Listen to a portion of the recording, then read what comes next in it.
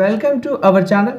Railway group డీకి సంబంధించి court case update అయితే ఈ వీడియోలో చూద్దాం. వీడియోలో స్కిప్ చేయకుండా చూడండి, అప్పుడే మీకు క్లియర్గా అర్థమవుతుంది.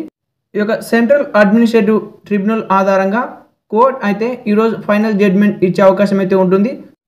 ఇక ఈ రోజుతో 10th వర్సెస్ ఐటీ అనే కేసు కేవలం 10th క్లాస్ వాళ్ళే అప్లై చేసుకోవాలా రైల్వే గ్రూప్ డీకి సంబంధించి, లేదా ఖచ్చితంగా మ్యాండేటరీగా ఐటీఐ ఆర్ ఎన్ఈసీ సర్టిఫికేట్ ఉండాలని క్లియర్గా అయితే తెలియబోతుంది.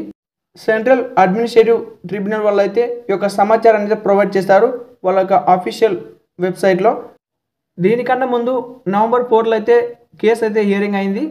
ఇక నెక్స్ట్ అయితే ఈరోజు అయితే 12 నవంబర్ 2025లో హియరింగ్ అయితే ఉంది. సో వన్స్ ఇది అయిపోయిన తర్వాత ఇక మనకు జడ్జిమెంట్ రేపైతే వచ్చే అవకాశం ఉంది.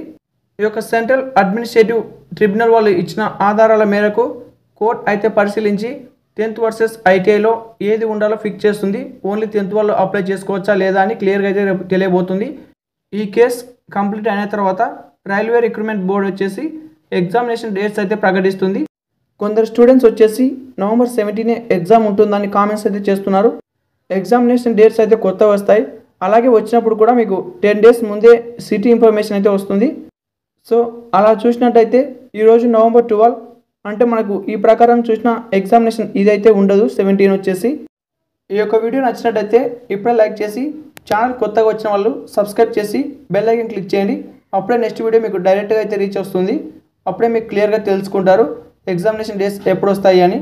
మీరేమనుకుంటారో కింద కామెంట్లు తెలియజేయండి. ఓన్లీ 10th బేసే ఉండాలా లేదా 10th ప్లస్తో ఐటీఐ కూడా ఉండాలా కింద కామెంట్లో తెలియజేయండి. అలాగే మీకు ఎగ్జామినేషన్స్ ఎప్పుడు ఉంటే బాగుంటుందో అది కూడా కామెంట్ చేయండి. ఈవెన్ డిసెంబర్ లాస్ట్లోనా లేకపోతే జనవరిలో ఉంటే బాగుంటుందో కామెంట్ అయితే చేయడం మర్చిపోకండి.